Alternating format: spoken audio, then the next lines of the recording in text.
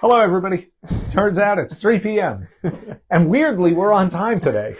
We also have new microphones. So if we may sound horrible or great. Really good. So if you're watching this on Facebook at 3 o'clock on Monday, you are now seeing a live feed from our studio with an update on our Sankara stones that are coming out tomorrow and some other fun stuff. If you're watching this, please join us in the comments. This is live. You can ask questions. We will try to answer them. But also tell us, can you hear us? How good do we sound? Like, do I need a sign? Like, does anyone hear me? And if the audio seems okay. And if it doesn't, we might bail on this whole microphone thing. But thank you, as always, for joining us. It's always a lot of fun to put these together and to talk to you guys. I know we have some questions ahead of time. But again, this is live. If you're joining us, please get there in the comments. Dan says hearing is fine. Thank you, Nathan Dan. says loud and clear. All right. Good. Excellent. All right. Goodbye, folks. Now we got the audio worked out. Have a good day. Justin says, so excited for these. Thanks, Justin. Excellent. Thank you, sir.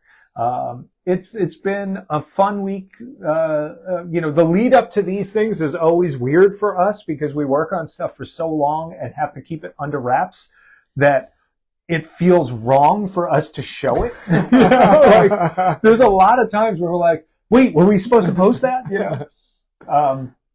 But yeah, it's been great. If anybody hasn't seen Alex Arnold, aka the Arnold family on YouTube. Posted a really good review video of these. His lighting is definitely going to be better than ours. And if you want a really another close look at these after you watch and ask questions here, of course, with lots of sound effects and goofy stuff, go check out his video. It was a lot of fun, and thank you, Alex, for doing that. Just a few things from the comments here. Okay. Justin says it's his favorite childhood movie. So right on, Justin. Matt says, what's up, Regal Robot fam? The stones look fantastic. Can't wait until tomorrow. Thank you, sir. Thanks, Matt. And Tiki Man RG says the mic seemed like a big improvement. All right. Thank you, We're Tiki doing Man. things right. I like his name too. And we appreciate, I always see him in the group. It's excellent. We appreciate anybody who's, especially that we have a lot of fun in our Regal Robot Fan and Collector Showcase Facebook group. If you have not joined us there, please do. It's a really good group of folks, and we have a lot of fun there and try and share things that we can, try and sneak stuff out a little ahead of time for those folks. And in fact, we have some sneak peeks scheduled for the group in the next couple of weeks. We do. By the way, somebody said it was his favorite childhood movie. That I get that. So I don't know. I'm gonna guess you're probably of a similar age if that's the case. But could not be. But when I was a kid, HBO ran Temple of Doom what felt like every day for an entire. It must have been summer break or something. And I'm pretty sure I watched it every time they ran it. And if they ran it 2 times a day, I watched it 2 times a day. I saw Temple of Doom so many times as a kid. He's 47. He's right there with us. Oh, is he? Did he say? Oh, he already put that in there. Yeah. Yeah, there you go. Yeah, he said thanks to HBO. So he's right with us. Oh my gosh, right? And eventually they got Last Crusade, and I remember them running the behind the scenes of Last Crusade pretty heavy. I don't remember seeing Last Crusade as many times though. It felt like Temple was just always on though. And that gives you a connection with a movie, and so do the props. And so that's why we do what we do, is because, when we were kids, we got to obsessively watch these things. Why don't I talk a little about these in general? For anybody that hasn't already been to our website and read the blog page on them, I'll give you some of the basics. The stones in the movie, so much like the stones in the movie, these are very heavy, if you can tell. There are 2 types of stones that you see in the film. There is the hero style, which is the sort of brown, non-lighting, non-glowing stones that would be held by Indy or the old man at the end of the movie and in other places. And then you have the special effects style, which were a completely different style of stone. They were the same basic shape, but they didn't have, most of those didn't have lines on them. A lot of them had, different details and things like that. They had very smooth surfaces, and those were made in an amber resin, very clear, very transparent, and made to light up. So if you ever see someone in the movie who's like, holding a brown stone in one shot, and then there's an edit and suddenly it's a glowing stone, or vice versa, that's because they switched out the prop.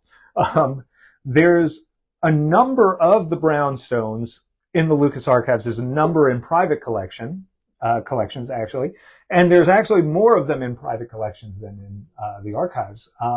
But the archives does have a good, solid example of the three main body sculpts, I guess you would call it, or whatever, of each stone.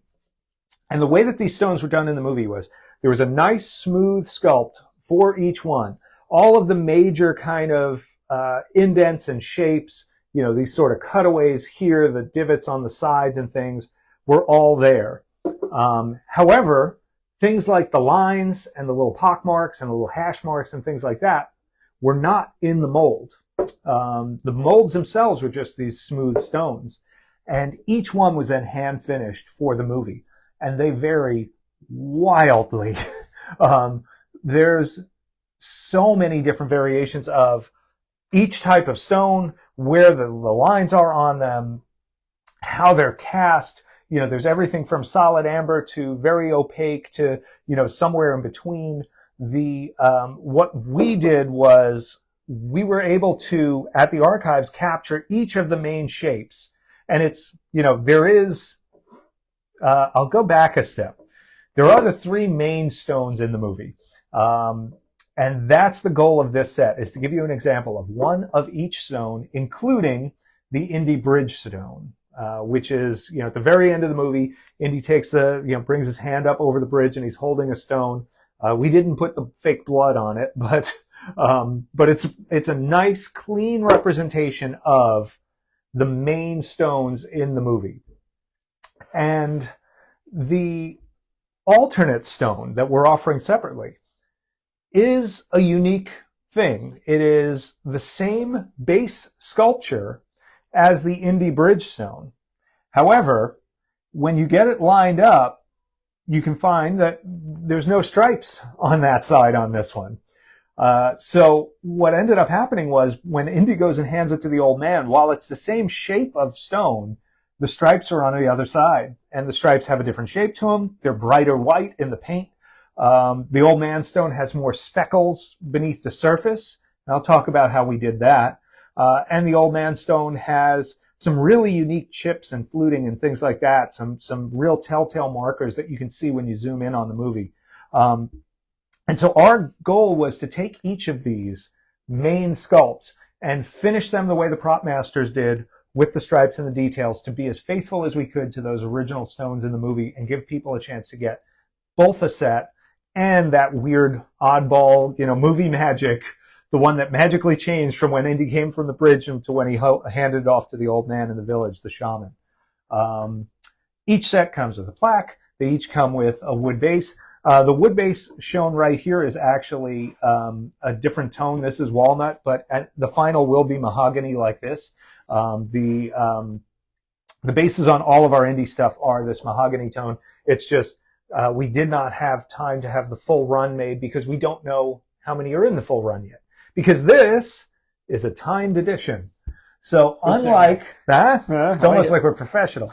So unlike some of our other editions, because with Indy, we had a lot of people who still wanted the urns after we did our run of 150 there. What we've been doing on the props for Indy is making them timed editions. So you will have 1 week to order these, starting tomorrow, noon Eastern. So that's Tuesday, March 5th, noon Eastern. These go up for sale. And you have until March 12th at noon Eastern to order yours. And if you order within that time frame, we will honor the order. We'll hold your reservation, and you will get either the set, the single, or both. And if you wait until after that, then you don't get to get these, because they'll be sold out at that point. But we hope that everybody who wants one, that a 1 week window is a nice, easy time frame for them to do it. And we're excited to see how things go tomorrow. And the last one we did was the Grail, and that wound up being a pretty healthy addition by the time we were done with it. So we'll see how these stack up. Questions? Sure, I guess. Well, I have some comments as well. Dan says we only now need a 1-to-1 arc. That's all? Our good friend Gordon says, hit them together and see which one wins. Ian says, hey guys. Put on strings and make them like kabangers. They won't know what those are. I mean, the 47-year-old. I was just going to say the 47-year-old. Ian says, hey guys, excited for both of Marsh's big releases. Thank you very much. We do have one other release this month. That'll be on the 19th. Yes. Tuesday the 19th. It will be our next Star Wars maquette, and it will be a legacy edition with a new person doing the sketches on that, and they're amazing. Oh, they're so really, good. really fun. Crazy good. Alex says, one of the amazing experience and dream it must be to be able to see the actual production use stones. So incredibly cool. It is. It's pretty cool. And not just, the archives is a big part of that, but also even just in private collections. For decades now, we have been restoring original props and helping collectors take care of their collections and display them. And in that time, we have gotten to see a lot of things that we never thought we would see in our lives. Oh, yeah. And been up close and hands-on with them and stuff like that. And there is some information from that experience that's come into this edition as well. So, we try to use our connections and bring what we can to everything that we're doing here. Gary has a good question. He's asking what the diameter of the base is on the 3-stone set. I believe that's 8.75 inches. I'll double check it.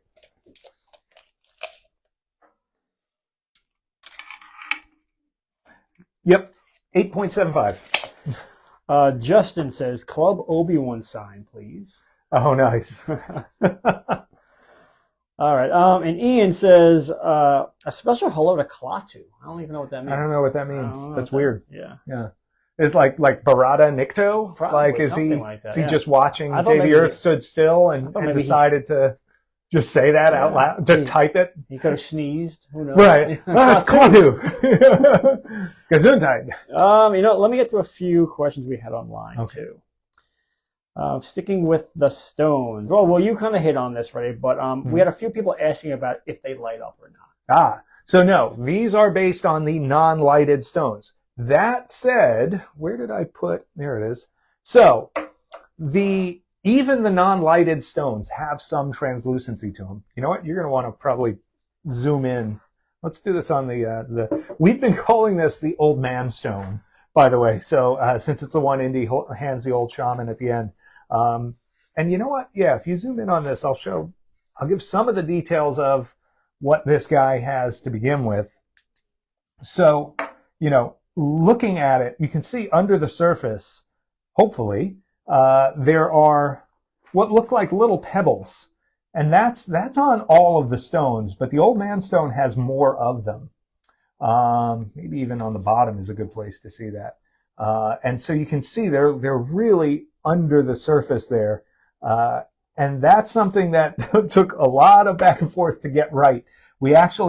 Those pebbles are technically sculpted. We created the pebbles, and then they're molded and cast and then put into the mix when we're doing each stone. Additionally, though, there's sort of something to give it almost like a crushed glass look under the surface as well. Is that coming through? Okay. Perfect. So this has some natural translucency to it. They're not just, big caramels, but they are, it took us a long time going back and forth in mixes. I think we probably did 15 or 20 test stones just to get the right color brown, the right amount of translucency. And then it was down to how many pebbles, how much of, the mix-in to give it that crushed glass look under the surface, how much paint has to go on them. Never mind the fact that as you're going through it, and I don't know if this is does it help or hurt to have the light on it? Yeah, it kind of blows it out a bit. Trying to see, so when he hands it to the old man, you'll notice there's this fluted cut that's in the piece. There's another little one up here. There's some really specific sort of, I've been calling them pockmarks realistically, they're probably negative bubbles in the casting. There would be defects on a casting in the production, but we're reproducing those and made them part of the sculpt so that they are showing up in every one. So there's a lot going on these, both under the surface and on it. And hopefully, seeing them up close, you can kind of get that, even right here, I don't know, if from there it shows, but, all of them have that little extra going on under there. And even the non-old man stones do have, the flex underneath and things like that. Here's another. It's pretty cool.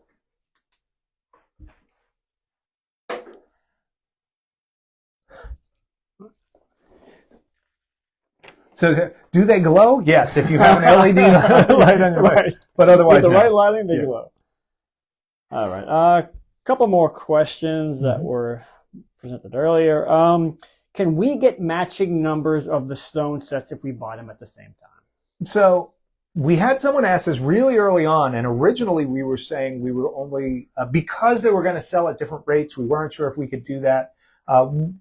We feel like if you're going to buy both in the same transaction, then we will make sure that you get a matching set. We won't be able to guarantee any specific numbers on this particular run, just again, because they're going to sell at different rates and we don't know what's going to be available. But we will make sure if you put them both in the same transaction, get them both in your cart, check out at the same time. Doesn't matter if you're using the partially payment plan, which goes up to 6 months, or if you're using the, if you're paying in full, whether that's credit card, Venmo, PayPal, whatever. But if they're in the same cart and you check out with both at the same time, then we will do our best to make sure that you get matching numbers so that your plaques sync up. Tiki Man says, for the Return of the Jedi maquettes releases, is there any way to include the red sticker? Maybe we'll do that as a group exclusive. Just sell a roll of red stickers. Not at this time, but that's a neat idea. Dylan says, last time I asked if that was a prototype stone on the top of the shelf, camera right. Was I correct? Whoops. Yeah. So that's kind of my fault. Yeah. I'll blame Rob for that. So yeah, last time we did this, we said to each other. We did ask if we should do it. Yeah, we were like, should we leave a stone out for people to see and maybe I give said them a hint? And Rob said no, and then we went live, and Rob's noted, he's like, yes, that was just sitting there. That was one of our early prototypes. That was the first time it wasn't planted on purpose. Yeah. What purpose? What do you mean? Ian says, for the set, how will we be able to easily identify the Bridgestone? That's a good question. It is the tallest of the three. I think that's the easiest way to ID it. And it also is the one that's most similar to the Old Man Stone. So that would be another way to do it. Buy the Old Man Stone, and then you'll always know which one the Bridgestone is. True sales. When we put these forth for our reviewers to look at them, we did have to make very sure that they were keeping these two straight. I didn't want to see somebody put out pictures where, suddenly the alternate stone was in with the set or something like that. Speaking of our reviewers, Alex says, pictures and videos don't do these stones justice. They are even better in person. The weight of them is great.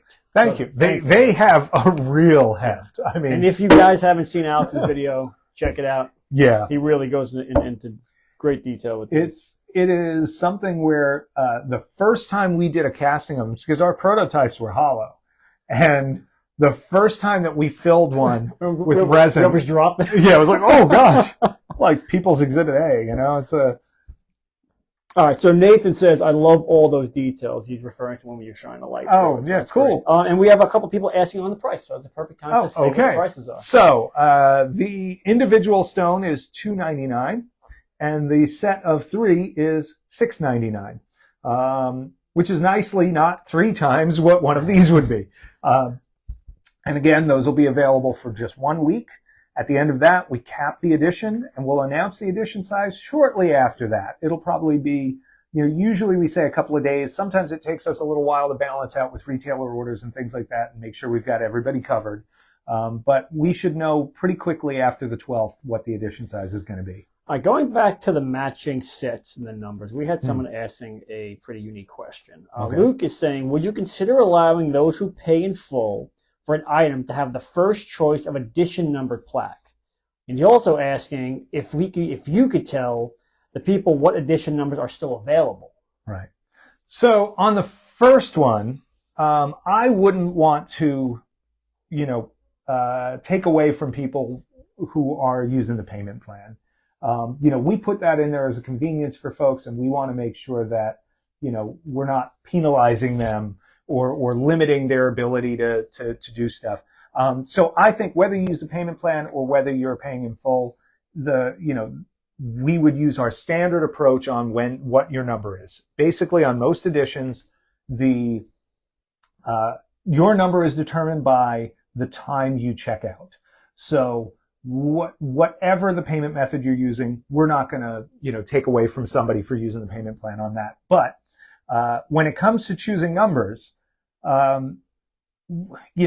if you have made a purchase and you want to request a number, that is something we do wherever it's possible. It's not always possible to accommodate that. There are times where certain editions have too many moving parts, but wherever possible we do. And the way that we do that is you make your purchase. That tells us where you're supposed to be in the edition. You can then request a number higher than where you are, but not earlier, because other people have already claimed those.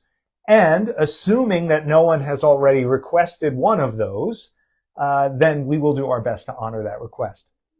Again, it is a courtesy. It's something we try to do wherever we can.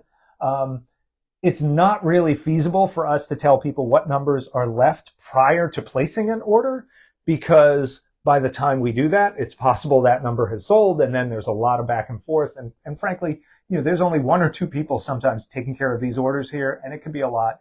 And they're more than happy to help our customers through the process, and more than happy to take number requests after you've made that purchase. But unfortunately, they just don't have the time to be going back and forth and trying to figure out numbers ahead of time. So if you do want to make a number request, make that purchase, and then, shoot us an email immediately after. Tell us the number you'd like to get.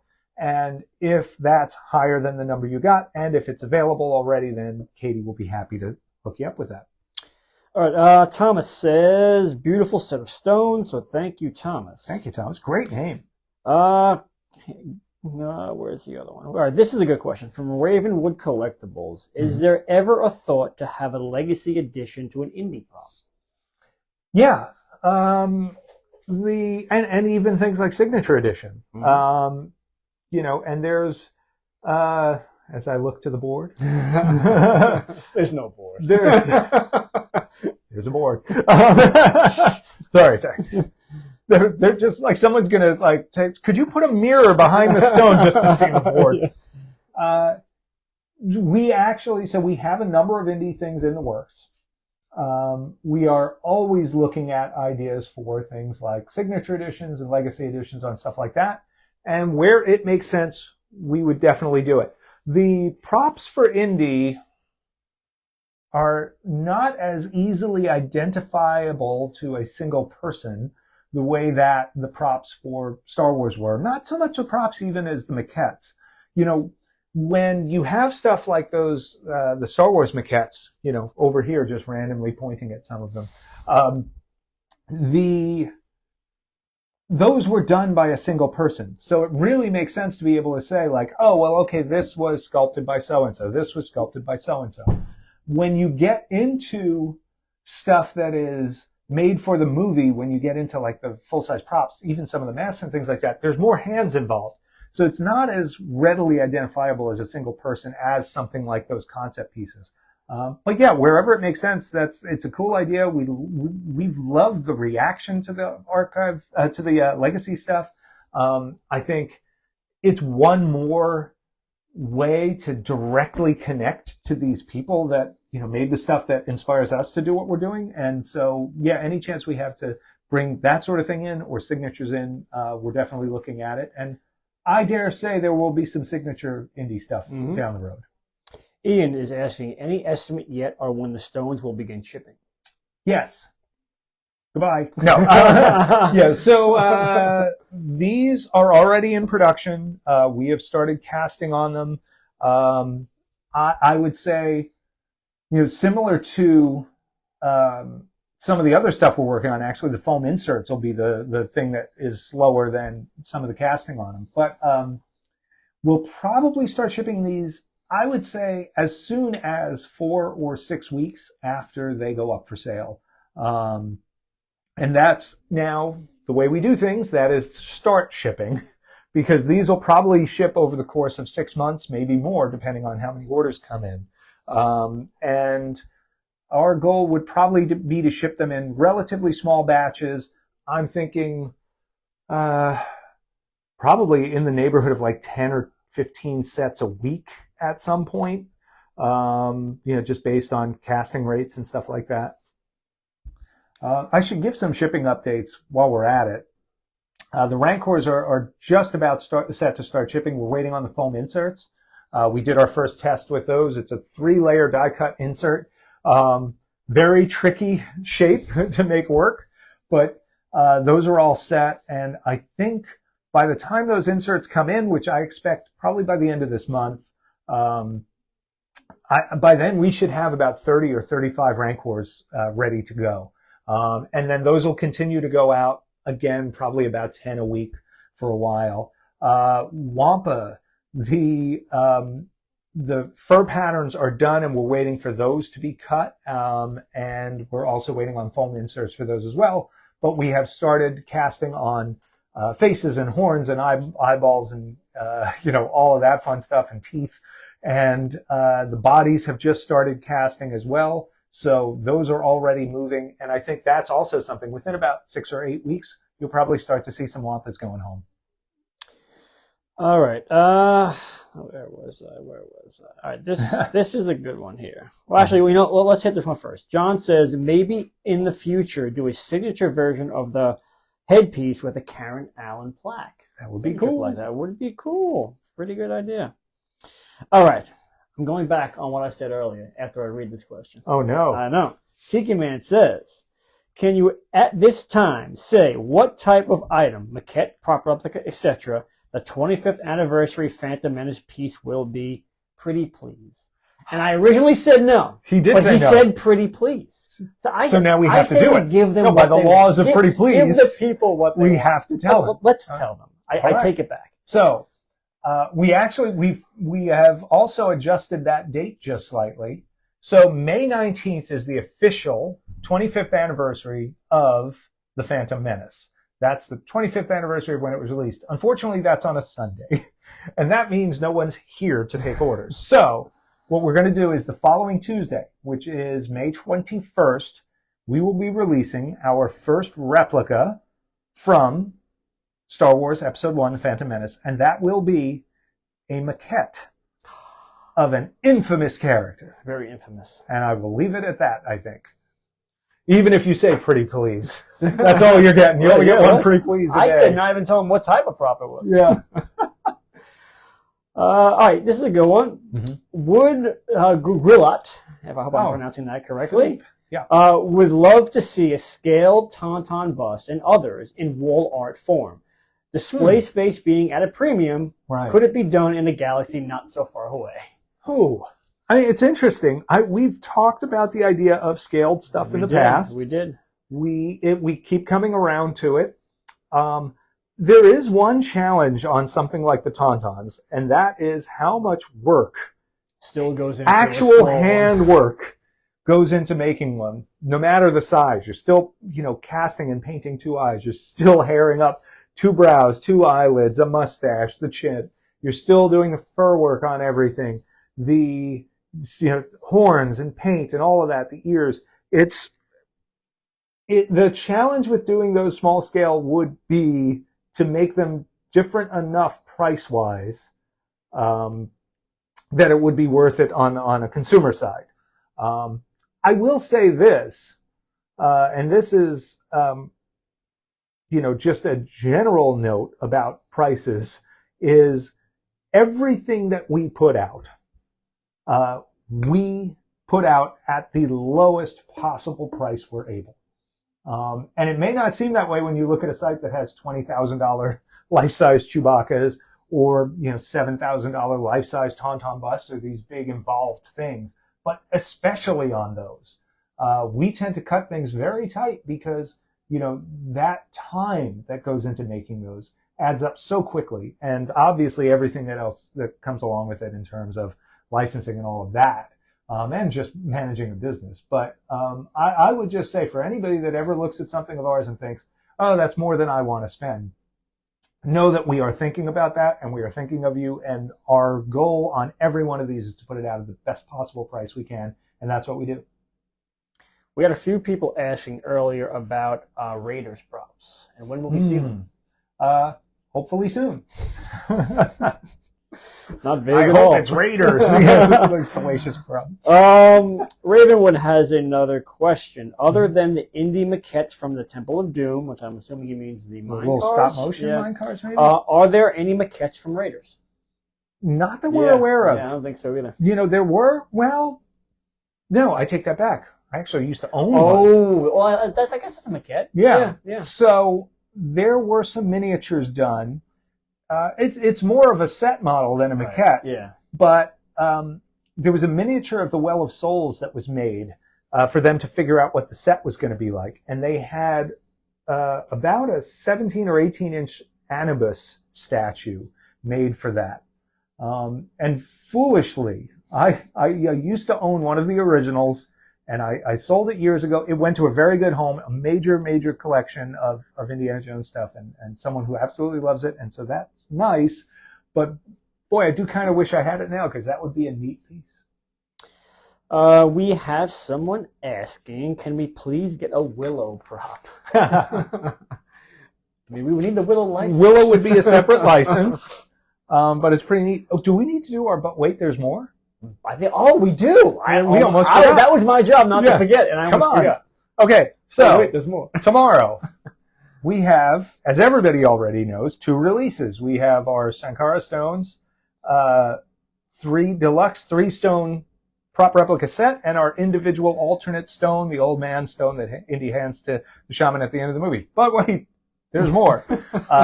Just for fun, and maybe for folks that don't feel the need to get this, or maybe it's for folks that have picked up some of our other magnets, and you can zoom in on this if you need to. So we are now also doing, to celebrate the 40th anniversary of Temple of Doom, we are doing the Sankara stones as a little 3-up magnet here. And this is, as all of our other ones, really heavy-duty neodymium magnets on the back. And hand-painted, every single one of these. They're resin. They're made here in the studio right in New York. And every one of them gets hand-packed and shipped on home. So for anybody that's not picking up the prop replica, or if you're someone who has our Gold Idol magnet set or the Grail tablet or any of our other magnets, this will be another fun little piece that you can pick up, and another little nod to Matt's favorite movie from 47 years ago. Now, I guess it's 40 years ago. Wow. Yeah, so Temple of Doom was released 1984, and that's 40 years ago, and I think I just hurt my back saying those words out loud. Any other questions?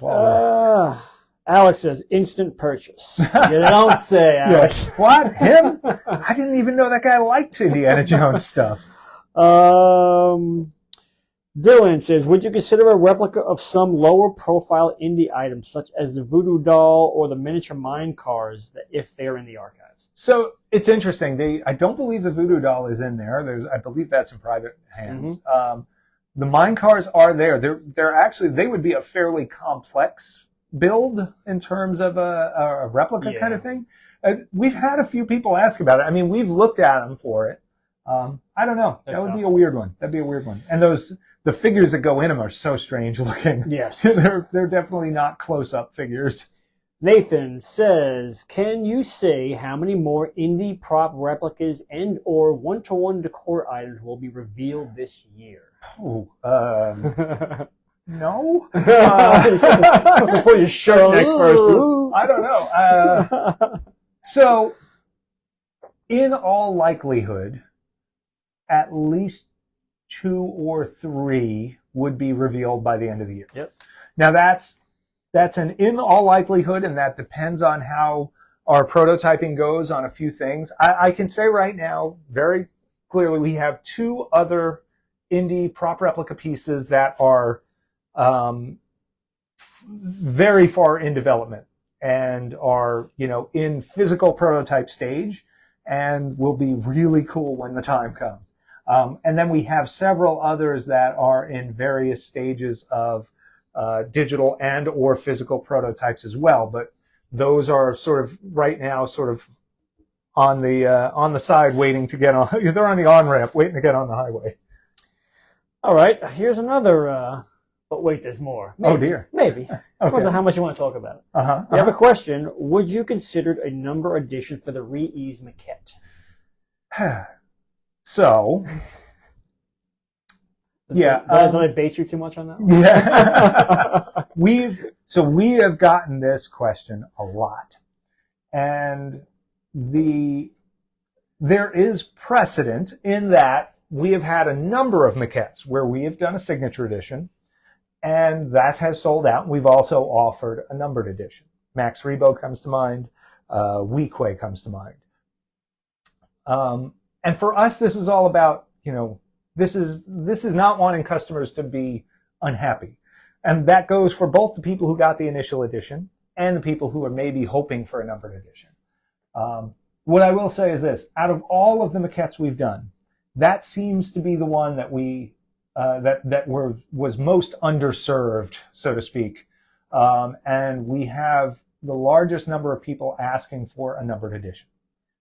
So I think we might as well say, yes, we will do a numbered edition of Re-Ease. It's something we've been looking at for a long time. It is actually already in the works in terms of the physical work. And it will be in a relatively small edition, about 100 pieces. And we hope that this helps, some of those folks who maybe missed out on the signature edition but don't want that hole in their collection. I got my Re-Ease way up there. He's cool. But also because it's now just a numbered edition and not another signature thing or anything like that, we keep that initial signature edition is still something special. And I would say look for that in the next, let's say, month or so, depending. I am caught up. So why don't you do another rundown of when they're available, how long they're available for, how much they are.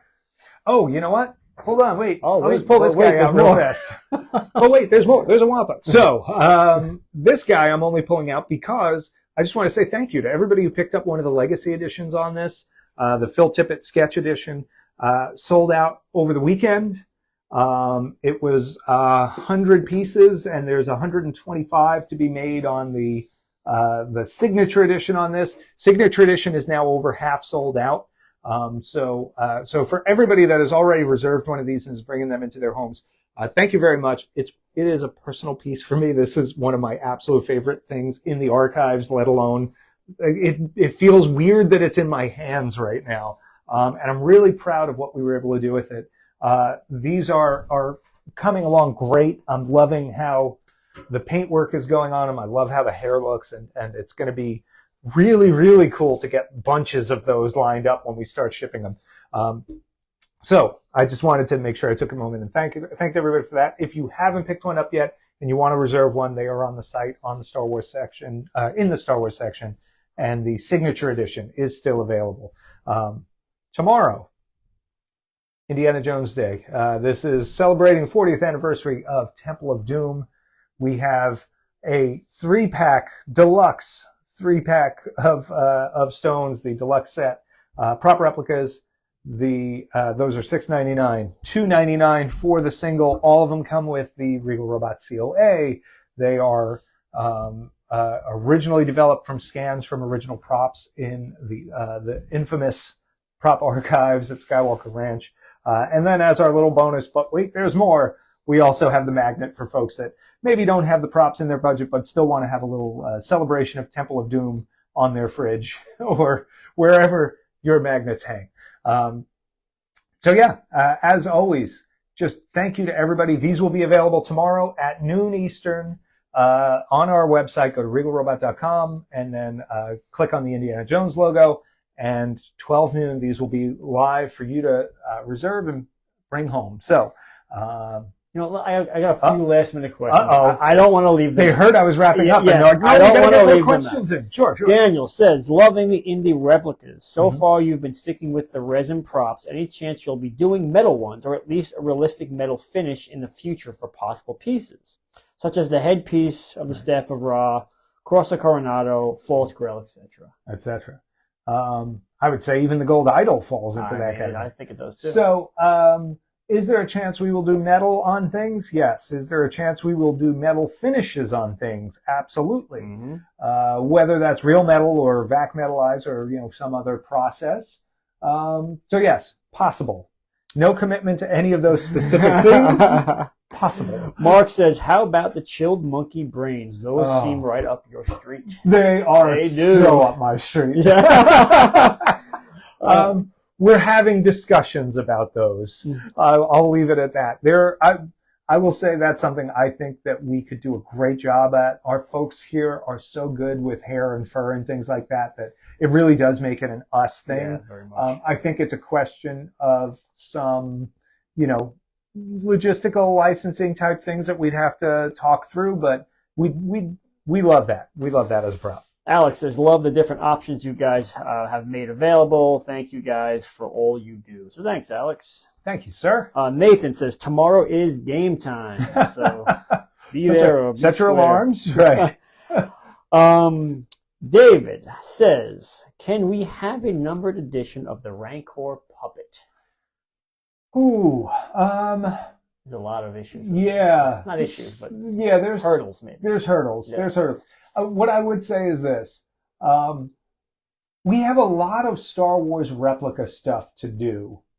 I think before maybe we revisit some of those bigger pieces. I feel like we have a lot of people that would love to see some busts from us, and we have things like that in the works. We have some other prop replicas in the works. Is that a piece where we are uniquely suited to make it again? Yes. That's now released 5 years ago. The price would be drastically different than it was first time around. It would really be more in the neighborhood of the Hollow Chest set. Certainly at least Salacious, but probably more like the Hollow Chest set if we ever did revisit it. So that's a concern on our end. It's, I'll say never, but I will say not now. And I would say that I would personally want to be adding a bunch of other stuff to our collection first, before we start looking back at revisiting some of the things we did on the bigger side. I'm just going to hit this one last question here. Lee is questioning the price point on these stones. Okay. So maybe give him a little rundown on just how we come up with the price points on these. Sure. Well, I mean, he thinks it's rather high. Yeah. Well, so do we. I mean, to be just purely frank, but it is absolutely the lowest price we can comfortably offer them. And that's the way it is with literally everything that we do. And I just saw a Wampa hair float across, by the way, from before. When we look at something like this, it starts with development. You look at all of the time that your studio puts into all of the prototyping, the research, any of the licensing hurdles you go through, all of that has to get covered. Then you look at your tooling costs. You're making molds. In this case, maybe because they're resin, they're silicone and fiberglass, or however you're making those. Then you got to think about, well, what's the edition size and how many molds am I making and how does that break down per piece? That's all math. Then you're looking at things like, pre-production samples of parts and or even things like bases or plaques or whatever, things that may cost more because you're only buying a few of them ahead of time. All of that gets rolled into your development cost. And then things like your photography time, your photo cleanup, your making of the websites, you're getting all those approvals through Disney and Lucasfilm and all of the things that come along with that. This is stuff that adds up quickly. Then you've got to think about things like credit card fees that are going to come off the top on these when someone's buying them. You've got to think about if there's a payment plan, what are the fees that we pay on that? And that comes out of what we might make. Maybe there's other things like, licensing requirements that maybe aren't royalties, but are things that you have to do as a licensee, carry certain insurance or, promotional commitments and blah, blah, blah, blah, blah. I can't get too far into the weeds on our contract. Made in the USA. Made in the USA. Very, very big factor on this. Made in the USA in 2024 is a big factor. If we made these 5 years ago, they would probably be considerably cheaper. If we made everything that we make 5 years ago, I think I just brought up the Rancor. Exactly. That Rancor 5 years ago was $3,000. If we're doing that now, it's not double that, but it would probably be creeping up on close to it. So there you have, labor costs, insurance costs that go with that, any benefits that you have, any, retirement plans, things like that, overhead, rent, utilities, insurance, blah, blah, blah, down the line. All of this stuff factors in. And then you get into the packaging, the inserts, the time making all of those and prototyping them versus also the individual cost of each of them. And we're doing small runs. We're not buying 10,000 stickers. The stickers actually, even the labels on the boxes add up. And then here's another one. At the end of the day, you have to pay taxes on what you make too. So we have to factor for that. So, there are a lot of factors that go into every time that we do one of these. And when Rob and I start pricing out an item, we start with two things. We start with where do we want it to be? And we put that in as a placeholder. And then we go in and we have a big spreadsheet where we start putting in all of the related costs to that particular project and its breakout versus all of our other overhead and costs. And that's how we figure these things out. And sometimes the number that we have, like in particular on the Wampa, was higher than we thought it needed to be. And we actually pulled the price down because we looked at the numbers and said, oh, wow, we can do this at $2,500. This is great. So the Signature Wampa is $2,500. Our original pricing on that was going to be higher just because off the top of our head, we said, this will probably be about where it is. And then other times, and I'll be honest, these stones, we ran the numbers and we said, okay, that's higher than we thought it could be. So we nudged the price up to get closer to that, but we didn't even go as high as we thought we should, quote unquote, to make a particular margin or anything like that. That's a kind of long answer, but hopefully it tells you that we put a lot of thought into this and that there's a lot going on behind the scenes that maybe somebody who just sees a price online and has something to say about it might not realize. I think that is about it. Just give them a quick rundown again, what we have, when it's available, how long it's available, and then we will sign off. 40th anniversary, Temple of Doom, Sankara stones, magnet, $29.99, available tomorrow, noon Eastern. Deluxe 3-stone prop replica set and single stone, alternate stone, works great with these or individually, $2.99, available tomorrow. 6-month payment plan on these.